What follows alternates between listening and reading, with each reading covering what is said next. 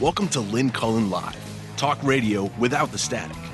Email your questions and comments to lynn@pghcitypaper.com. And now your host, Lynn Cullen. Welcome to the program, and forgive me for starting a little bit late for those of you who are on time, and your host was not. The reason being, again, as if there's not enough trouble driving in the downtown section of the city, yet again, they have closed. They closed for 2 days in a row a street during rush hour for no reason. There's radio station tents put up in the middle of the street. There are people standing on the sidewalk with their heads way up. By the time I finally dump my car, I must admit, I'll get a ticket. I was able to run by the building where everybody seemed to be craning their necks, and there are people rappelling down it. Clearly, it's a charitable thing. They do it every year. They used to do it on the Oliver building. Now they're doing it on another building. But when they did it on Oliver, there was no street closure. Unbelievable! It's where the Hotel Monaco is, if you know the street. It's William Penn Way. And I can't imagine that the hotel's very happy, because that's where their valet service is. That's their front door. That's where people... I don't know how you would get to that hotel. I really don't. Excuse me. It annoyed the hell out of me, okay? All right, back to the order of the day. Life is full of annoyances, and we cannot let them get us down. So, Puerto Rico finally seems to be on the front burner. That's nice. Somebody put together a piece that shows the difference in response, in the level of response, in the timing of response to a devastating earthquake in 2010, to which the United States responded unbelievably forcefully, and to the current catastrophe in Puerto Rico. Both countries were islands, both in the same neck of the woods. I'm speaking of the Haitian earthquake of 2010. We had American troops in Haiti the next day after that earthquake hit. Army units were airborne. The airport was under our control. Air traffic controllers were military, so that we could get aid in and people out. And that was a foreign country. And that was an earthquake. In other words, there was no warning. We didn't sit for 3 or 4 days and watch the earthquake approach. So there was plenty of warning. And yet with no warning, we're on the ground. 400 helicopters in the air. 40. I exaggerate only slightly. 40 U.S. military helicopters are delivering food. This is in Haiti.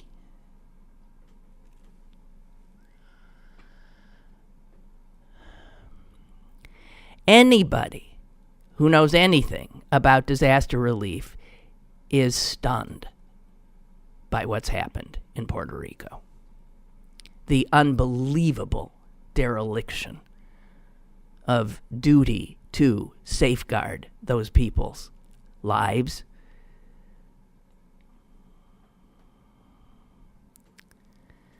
Wow. So here's a general, retired, 3-star, who commanded the American effort in Haiti in 2010. And he says this: I think it's a fair ask why we're not seeing a similar command and response in Puerto Rico. The president, after the earthquake in Haiti, told us we would robustly and immediately respond. It gave us a clarity of purpose. But of course, that was a different president. That was Barack Obama. That was a Democrat.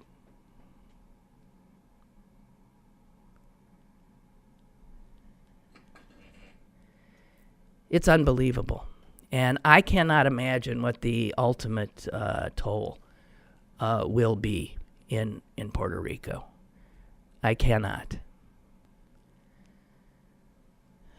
All but a few of the a few hundred of the 2,000 National Guard troops that are now in Puerto Rico, all but a few hundred were there before the storm because they're Puerto Ricans, because they're part of the Puerto Rican National Guard. There are only 200 National Guardsmen there that are not from Puerto Rico. You know, I was just thinking 3 days ago. I was taking a walk, and I was thinking about the horror that was going on as I was enjoying this beautiful day, imagining that at that very moment, the unbelievable reality for so many people in other parts of the world, Puerto Rico specifically. And I thought, what if this were a war? I mean, I have images in my head of sort of an immediate, all-out deployment of airlifts, of airdrops. These people need water. We can't drop water from with parachutes, down into. I mean, I understand that's not ideal because it's not as controlled. Once it hits the ground, everybody's going to go running for it. But my God, it's not like an island is impossible to get to. Last time I looked, Haiti is an island as well.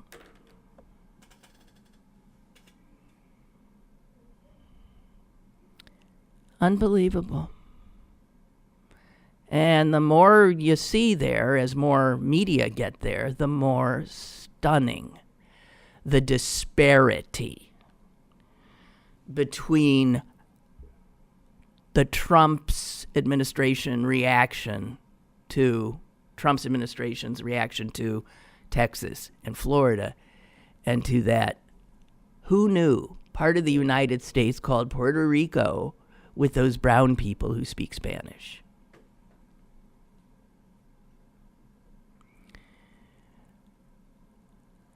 Incredible.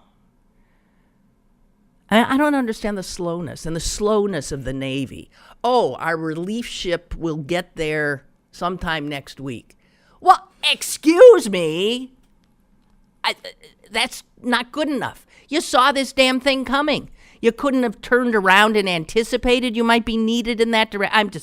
And this is a country that is incapable of responding to a hurricane, let alone a country whose president suggests that we're going to wipe out an entire nation, North Korea. I'd like to see how well that kind of operation would go. I'm sorry. It's just maddening.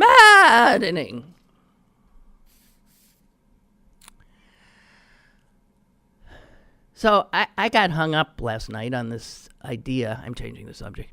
This idea that Jared Kushner, not an idea, it's a fact. Jared Kushner, apparently, when filling out his voter registration form in New York State, where he was born and raised, put down that he was a female. Now, that's a hard question to get wrong. You know what I mean? It's only, on all those forms, there's only two possibilities. Granted, now in our progressive age, there's about 700,000, but it just says male, female. He put female.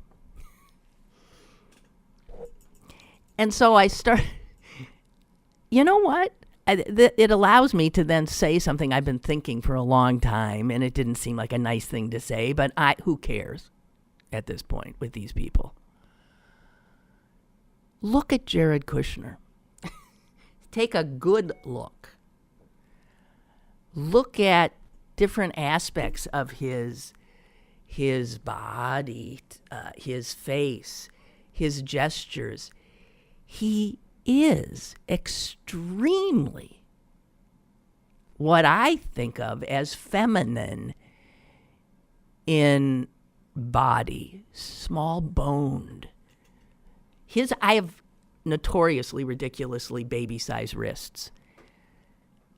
Look at his wrists. I don't think they're any bigger than mine. Look at his delicate little, he's just little. And then look at the delicacy of his face. Imagine that face with a nice wig on it. He's a beautiful woman.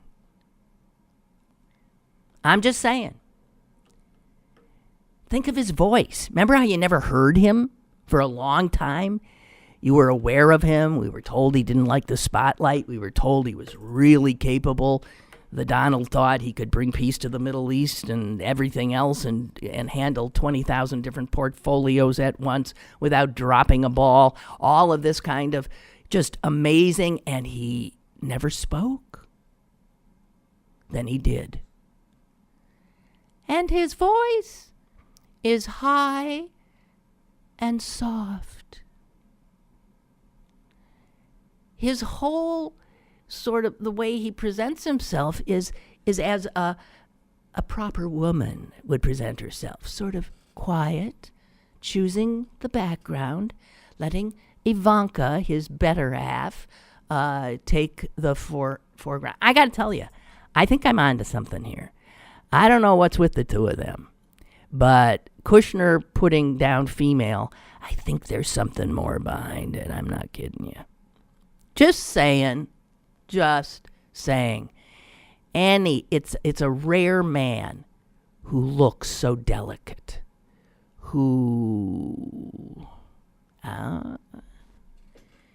he's got the bod of sort of a thin model, right?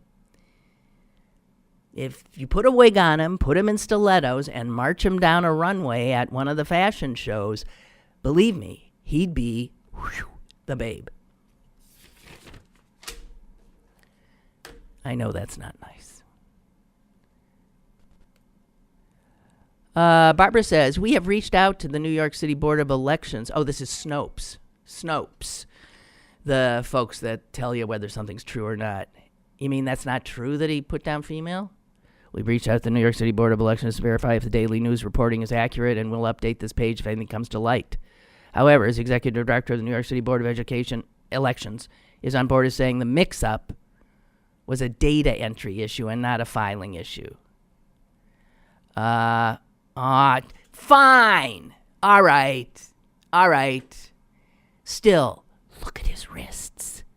Note the delicacy of him.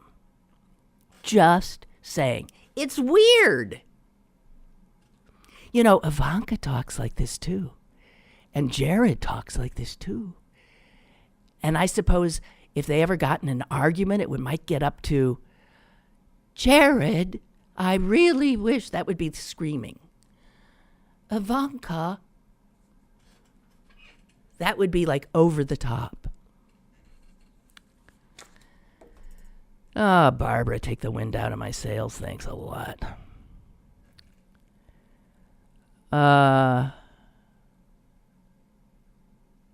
Mark writes, like you, I am a baby boomer. My family is from Detroit. Did I just take the phone number out of your site? You like our new phone number sign? Yeah. 412. I'm not looking at it. See if I can remember it. I never do. 412-200-5686. Is that it? I'm remembering it because I remember Boyd Dowler of the 1963 or something Green Bay Packers was 68. At least he was in my memory. And so I remembered it ended with 68, so the other number 86.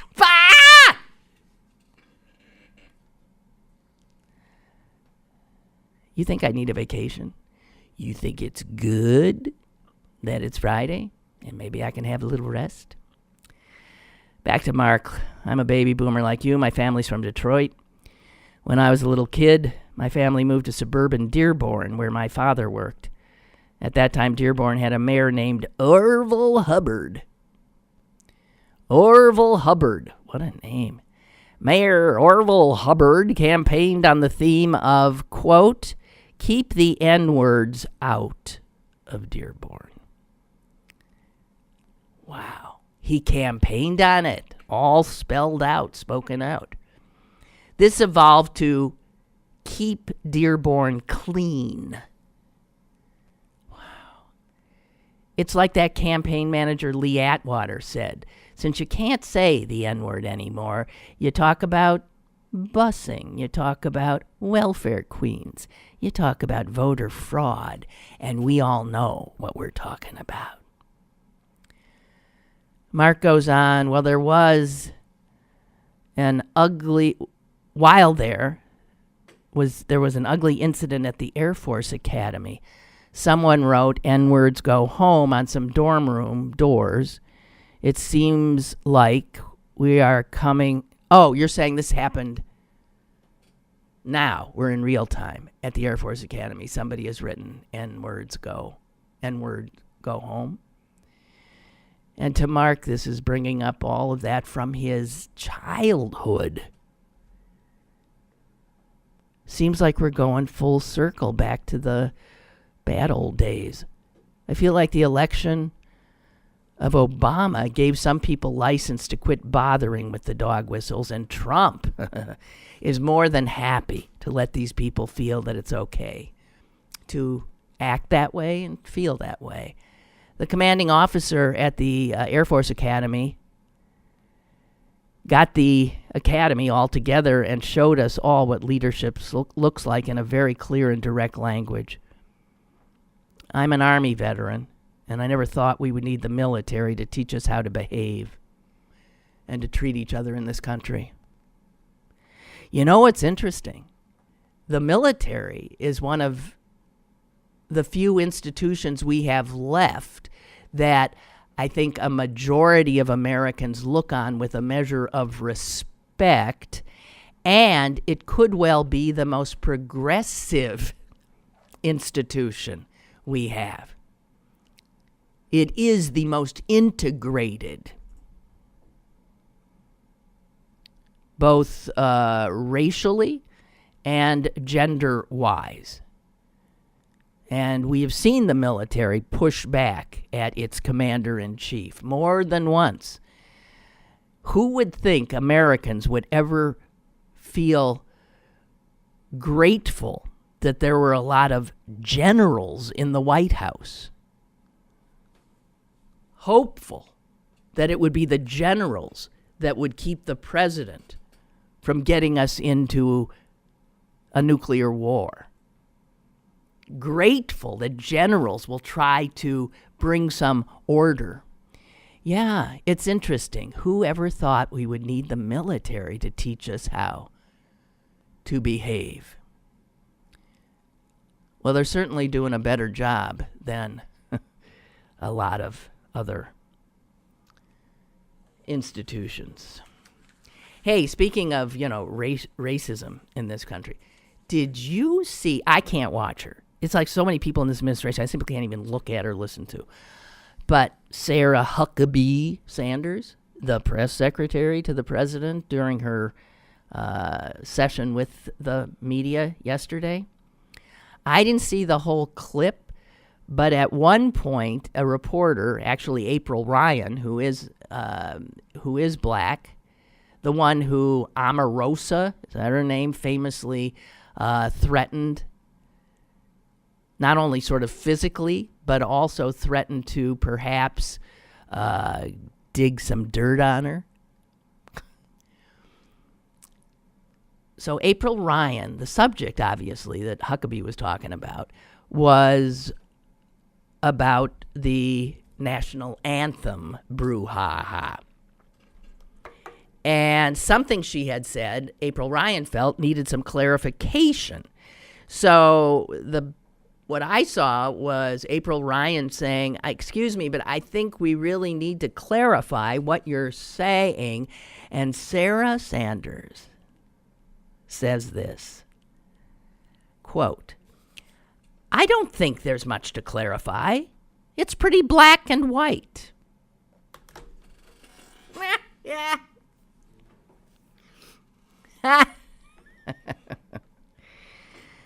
Oh, man, there it was. She finally said something true, inadvertently, mistakenly. It's pretty black and white. That's what it's about, not the national anthem.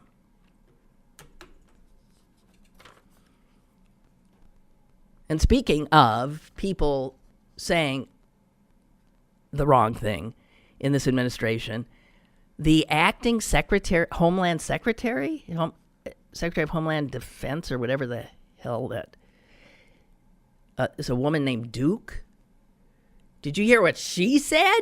She was going on and on about how she thought our response in Puerto Rico was a good news story. She must have said it 2 or 3 times. And I think, and she was really upbeat, it's really a good news story.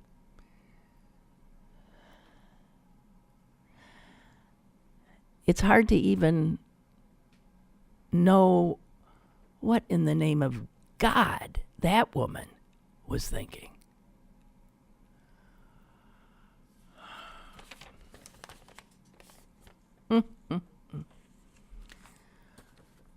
Okay, so interesting. Here with the Kushner female voting thing, if that turns out not to be exactly true, it shows that I, too, have fallen for stuff that's out there, repeated over and over again by sources that I thought were legitimate and vet things for me. We got to be careful. I mean, that's not a biggie, but and it just allowed me to say what I've been thinking anyway, how delicate Kushner is. I don't think he'll do well in prison. I would worry about him there.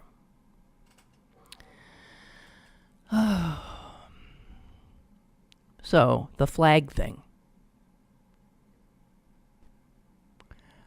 When will it end?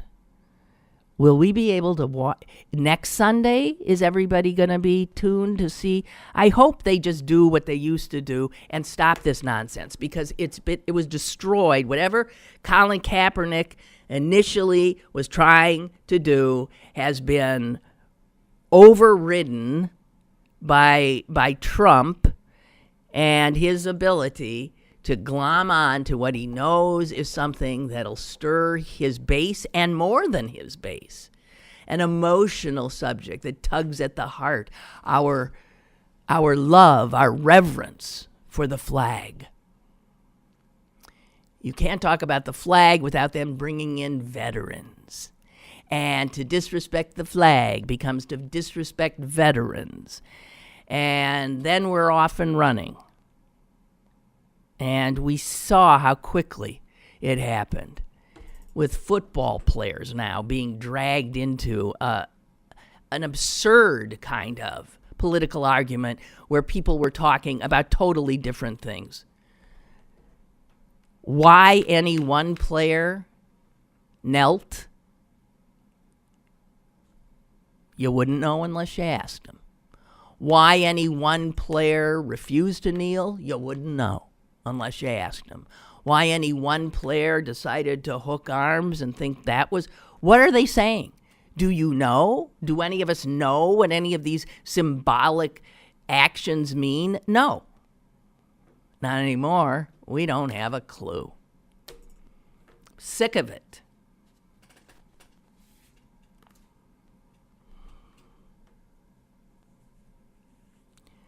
And speaking of the flag, ladies and gentlemen, you know the flag that Betsy Ross stitched, the first flag that Betsy stitched, by the way, a totally apocryphal tale. Total. There is not a scintilla of truth in it. Okay?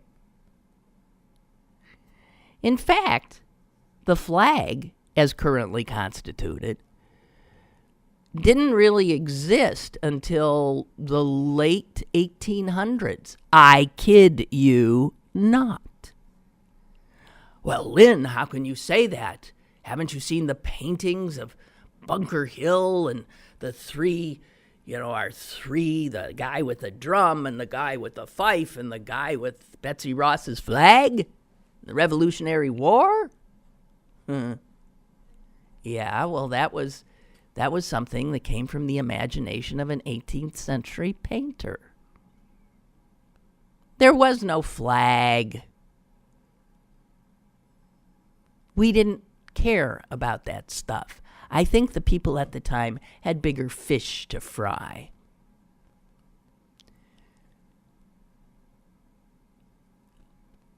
On the eve of the Civil War, the flag was not set in stone. Stars were sometimes arranged in rows. Stars were sometimes put in circles. Stars were put in a kind of an oval configuration. Even the number of stripes didn't seem to stay the same, though that was established by law, 13 stripes representing the 13 colonies.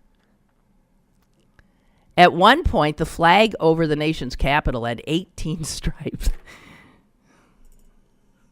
The flag over the New York Navy Yard had 9.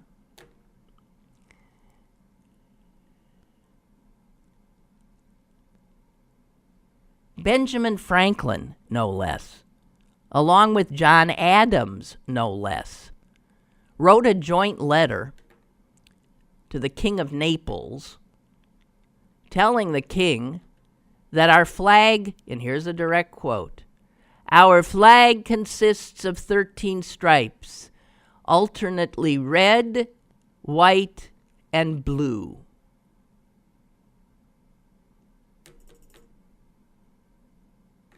They didn't know.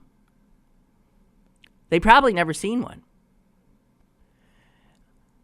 At the beginning of our country's history, most people had never seen what was called a national flag. It didn't fly from buildings. It didn't fly from schools.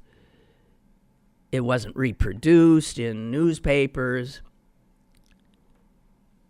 It was those paintings that gave us the idea that that flag was always there at the Revolutionary War and the Civil War.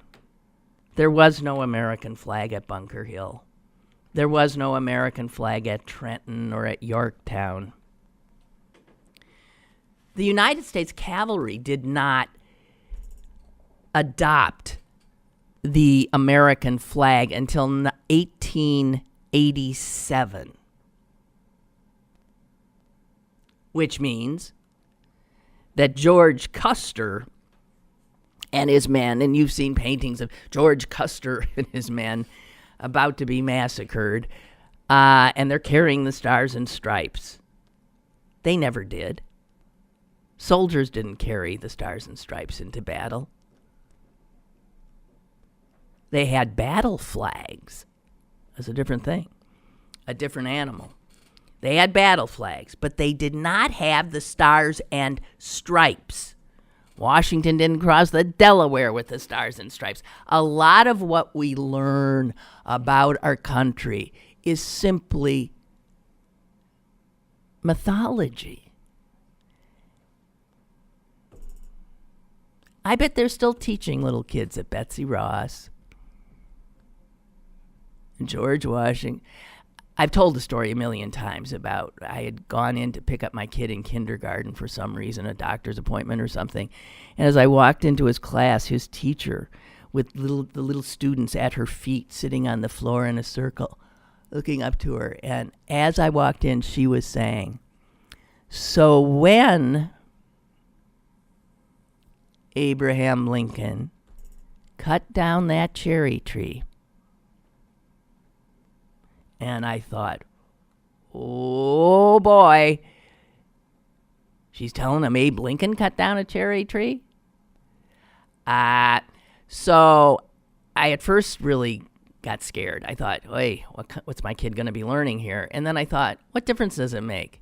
Abraham Lincoln didn't cut down. Maybe he did cut down a cherry tree. I don't know. Use it for firewood. But George Washington didn't cut it down either. So what difference does it make?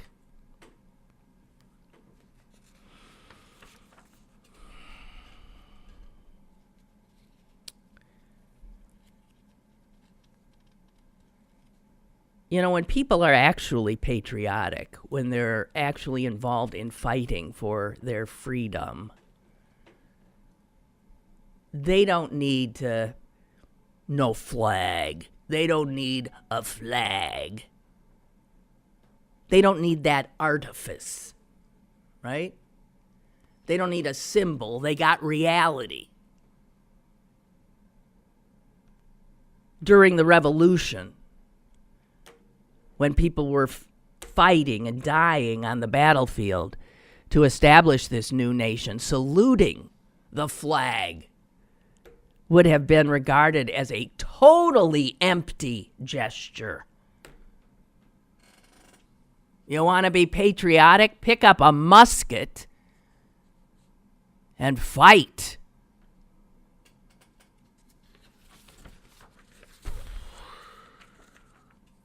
All right.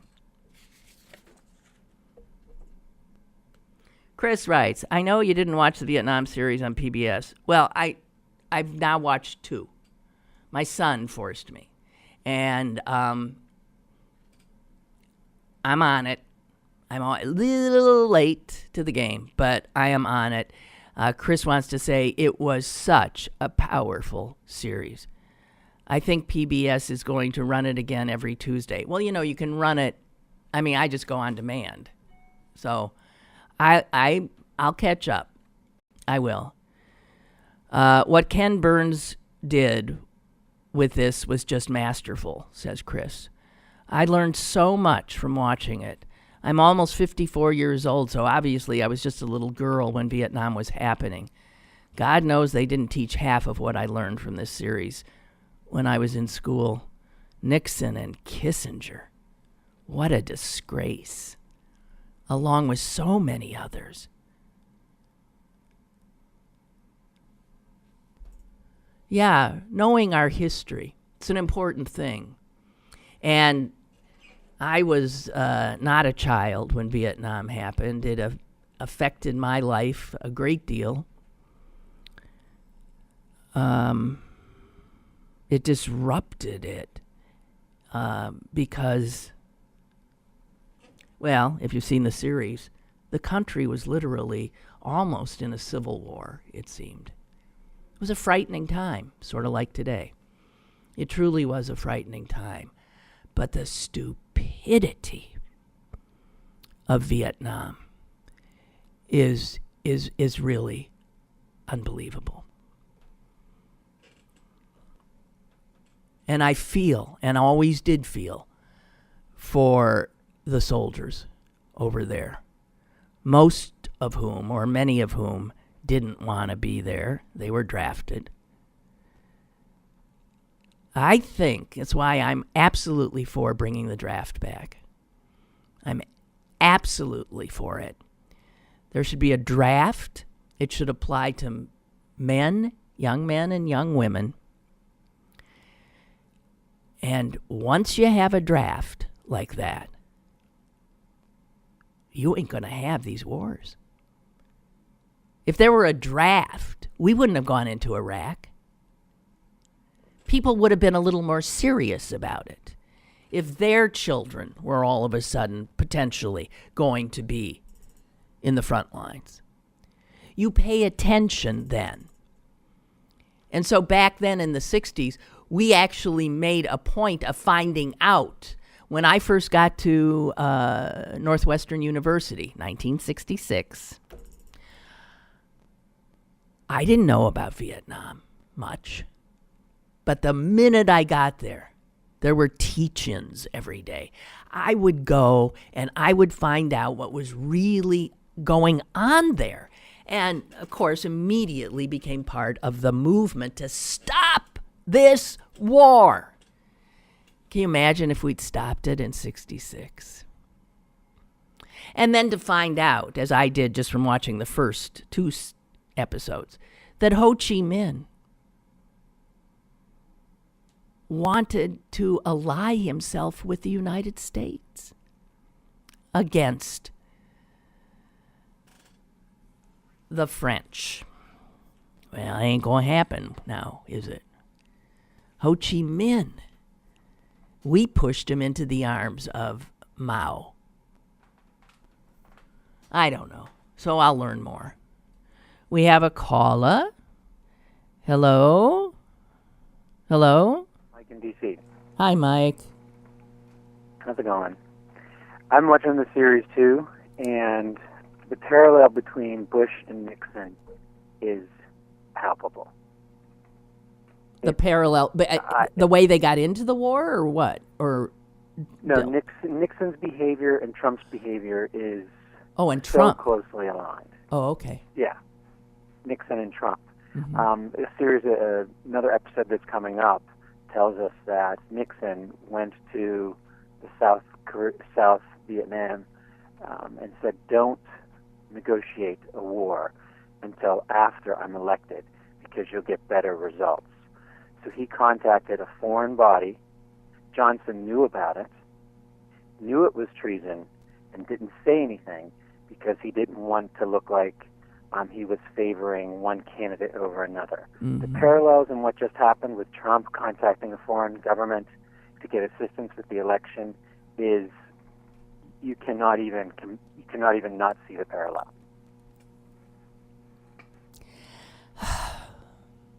It's like treasonous, isn't it? Yes, and it's exactly what Johnson said. This is treason. They had it on the tape. Why did Johnson? Why did Johnson sort of not? Well, I guess there was. I don't know. Johnson is a tragic figure. It is a tragic figure, if you ask me. I mean, that's just from me living it. I don't know how Ken Burns deals with Johnson, but to me, he was. It was a. Of course, it destroyed his presidency, but. In his life, he didn't live much longer after. No. But yeah, the parallels between Trump and Nixon are very, very similar. Oh dear. And I don't know, I don't know how many people are going to catch that. But when I screamed at the TV when they told us that Nixon went to the South Vietnamese and said, "Don't negotiate a war because I'll get a better deal for you if I become president." Yeah. Unbelievable. So anyway, it is interesting. It's hard to watch. Sometimes I have to turn the sound off because I know what's coming, or I can't live through this again. But it is, like you're right, like the person who wrote, you said, very informative for those of us who were children through this whole business. Yeah. And we're repeating it again. This is exactly the lapse. This is why that great, adage, those who initially said it, those who don't know their history are condemned to repeat it. Who first said that? They're destined. They're destined to repeat it. Yeah. Because destined, and we are repeating it. Well, with Korea right now. I mean, yeah. We have an ignorant citizenry. George Santayana. George Santayana said that. Well, he was right. But enjoy being ignorant. When I was a kid and you were ignorant, you were ashamed and you shut up. Mm-hmm. Now, if you're ignorant, you have the loudest microphone. Yeah. I'm ignorant and I don't care. You just have to feel strongly about what you believe. It doesn't have to be true. Feelings are all that matter now. Yes.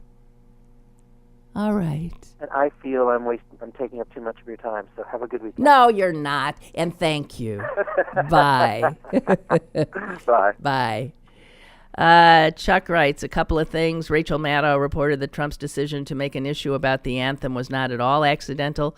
She reported that there is a Trump-supported super PAC running a fundraising campaign on the topic of disrespect for the flag, and Trump was asked to elevate the topic to aid the campaign. And it's the acting Secretary of Homeland Security, Elaine Duke. That's the woman. Oh, my God! Who made statements yesterday on the White House lawn saying that we were making incredible progress in Puerto Rico.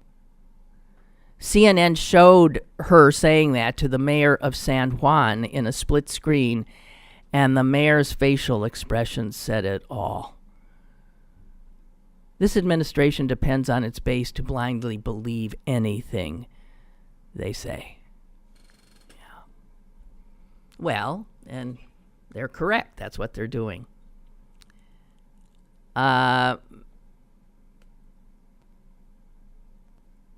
Okay. Let me savage a librarian for a minute. I know it seems like kicking a puppy, but I am going to. What's this bitch's name? Let's see. Liz Phipps Sorrow. Sorry, I don't know. She's got too many vowels there.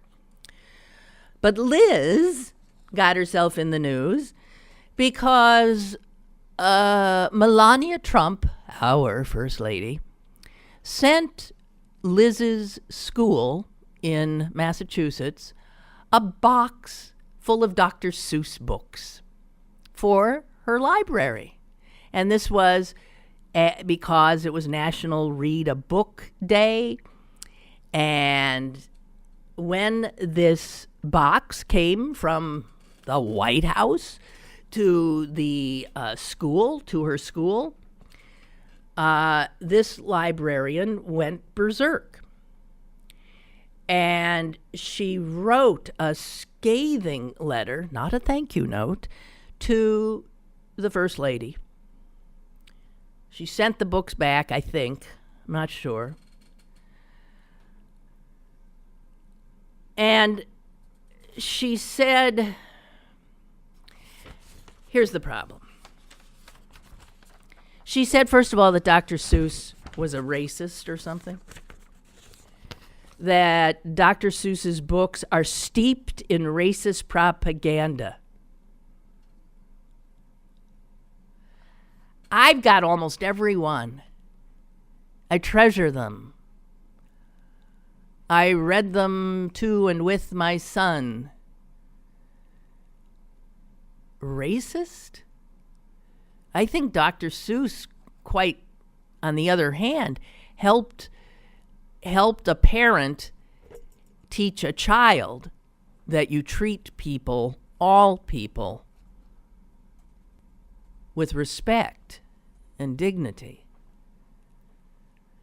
But not Liz Phipps at Cambridgeport Elementary School.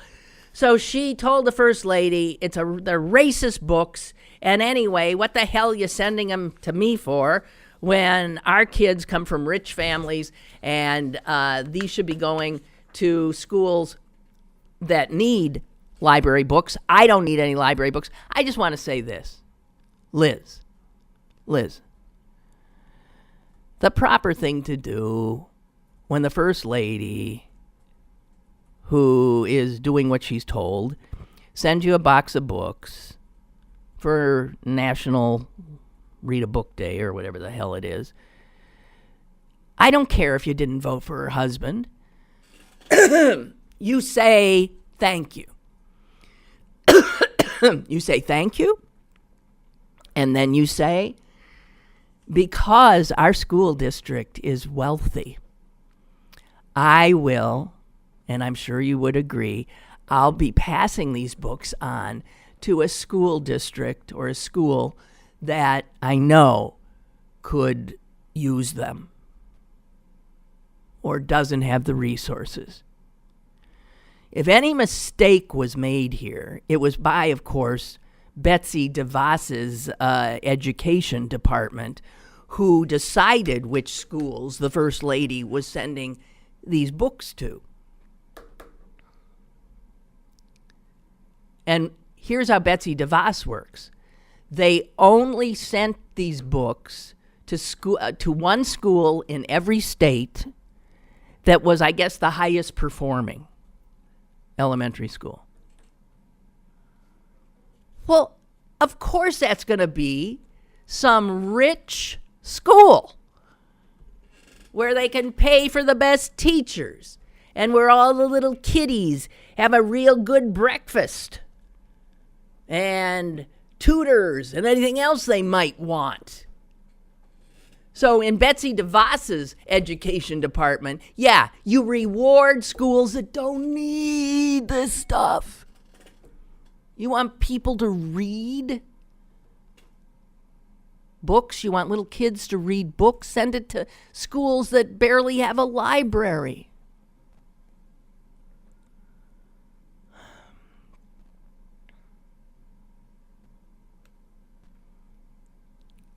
What?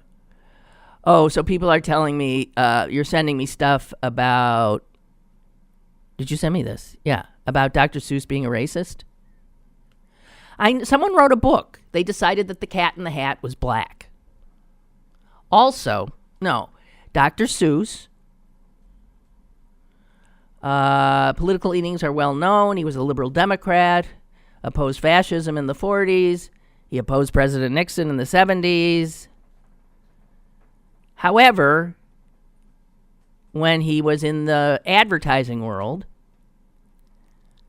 in the 20s and 30s, he did do some political cartoons that you could argue were, during the war, Japanese, were bucktooth and squint-eyed. It doesn't negate his books that he wrote for, God damn, jeez, what, all you people who cannot for a minute see the complexity in a human being and can't see growth in a human being. Yeah, I stole cookies from a cookie jar at 6. Does that mean I should be in prison now? Does that mean I'm a thief for life? Jesus H. Christ. Hello, caller. Hello. Hi. Joe calling. Hi, Joe. Hey, this tax cut thing, wouldn't it be better if you're going to give tax cuts to the rich and the small businesses? I don't agree with it at all, but okay, say you are going to give those breaks to them. Wouldn't you make them prove to you that they were going to provide good-paying jobs, they were going to expand their businesses, and then you file your income tax, then give them the tax break? Don't give them a blank check and say, yeah, guys, we'll trust you. Do what you want. That's what it's all about. Prove to us, just like the military, prove to me what you're using the money for. But there's no accountability in Washington like that. We'll just give them a blank check, let them do what they want. If they spend the money, fine. If they go offshore and do something else, it doesn't make sense. But I have not yet bothered to trouble my pretty little head with this tax bill. First of all, I don't think it's going to pass. Of course it isn't. No, so really. Yeah, I mean, this tax bill gets rid of the deductions that all middle-class Americans rely on. The mortgage deduction and the deduction of state and local taxes. They want to get rid of all of that. You know how much most people's taxes would go up, federal tax? They'd lose their two biggest deductions. And that's so that he can give more to himself and his rich buddies. I can't even focus on it yet. No. Thanks, I know Joe. what you're saying there. Okay. Hey, thank you. Okay, thank you. Yeah, have a good Bye. weekend. You too. Okay. We've got another caller on the line. Hello, caller? Hello. Hi. Wow, 2 callers in a row. This is getting real. Listen, you're getting like Joe. You're going to call every day. Yeah, I know. But Lynn, my hero. You can call me. My hero. Is who? I call everybody dude. Oh, yeah, right. I was going to say, you can call me dude. I don't care. Dudette. But you brought up Seuss. That's my hero. Yeah, I love him. Seuss. Yeah. Yeah, that's one of the. If I had two influences on my life, it's Dr. Seuss and Charles Schultz. Yeah. And Well, I have a. you pick some good ones. Yeah, and let us understand that Clarence is a cartoonist. Yeah, Now- I've actually written two children's books that rhyme, so I'll get them out there soon. Hey, listen, though, but because Seuss did these racist like cartoons in the 20s and 30s and stuff, that doesn't negate what he later doesn't. did, and clearly his growth as a human being. Yeah. How can you read Stars Upon Stars and think that Dr. Seuss Is a racist. Exactly. Yeah. How can you read Horton Hears a Hoot? Exactly. You know the stories. You know what he wrote about it. And I had a biography of Dr. Seuss before I had the internet. I knew his history. You know what I mean? He also was a drunk. You know.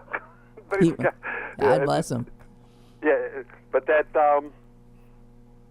way too sensitiveness to things that people did in the past. You would have to stop watching Bugs Bunny if you saw what someone. Oh heck! If you look at what Disney came out with and all those other, are you kidding?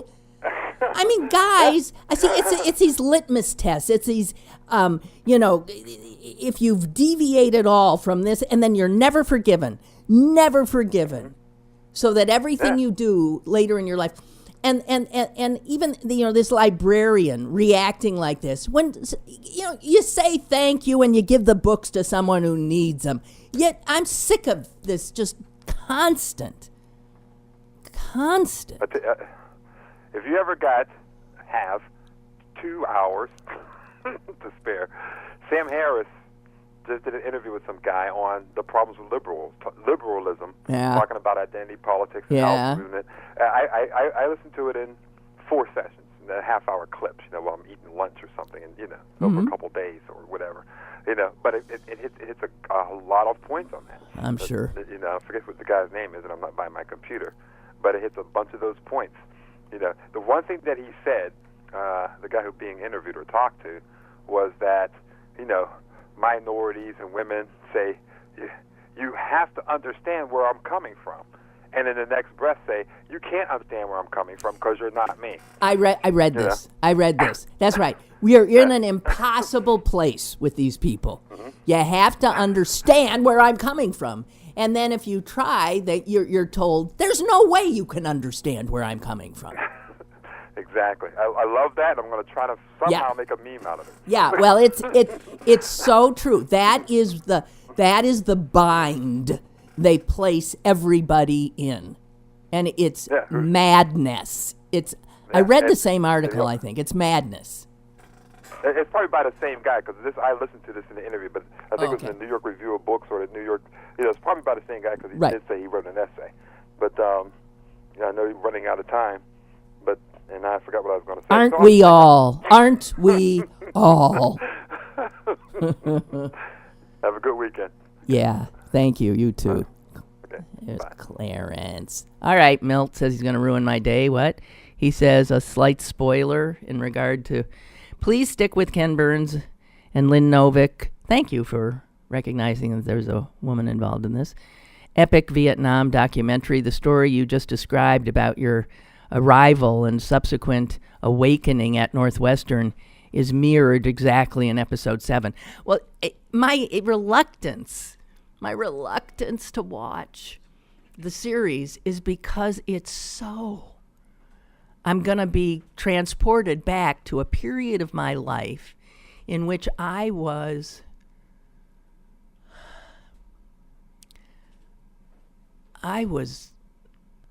lost. Everything I'd been taught, I was now being told was a pack of lies. I was waking up to the fact that my country that I loved was not necessarily in the right. And I'm a very fragile, sensitive soul. And I have to tell you, I should be able at my advanced age now to look it in the eye, huh? A guy from Sierra Leone, Augustin Kembe Stevens, who I did not know at the time. He was a photographer, and he was a PhD student at Northwestern. He saw me, just a girl, at, I think it was the first rally I went to at Northwestern. I'm still just fresh out of Green Bay, Wisconsin. I'm wearing my villager, the women will remember, older women, my matching villager skirt and knee socks and matching cardigan. And I have a nice little coat over it. And the only thing that makes me not look like a junior league person was I am wearing this big button that says "Stop the War." But he took the picture because he focused on my face. I still have this picture, and the face of that girl, who happens to be me, is a face of such budding anguish. I was learning, I was listening, and the look on my face says what I felt for the next 2-3 years, just buffeted by it. I dropped out of school. I thought it was meaningless. Yeah, I will watch. He later saw me and gave me the picture. And we became friends. I've often wondered what happened to him because he was from a family in Sierra Leone that had been exiled it was a family of some standing, and I've often wondered what happened to him. I think that's it. I'm almost near tears. When I think of that picture, it almost makes me weep. I will soldier on and watch it. My son is insisting, and it's wonderful watching it with him. Hey, guys, thank you so much. I really appreciate it. And be with you tomorrow. Not! You know me, the one who never knows what day it is. I'll be with you on Monday, okay?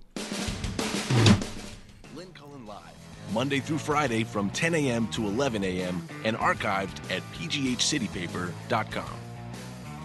The opinions expressed on Lynn Cullen Live are those of the host and do not necessarily reflect the viewpoints of Pittsburgh City Paper or its advertisers.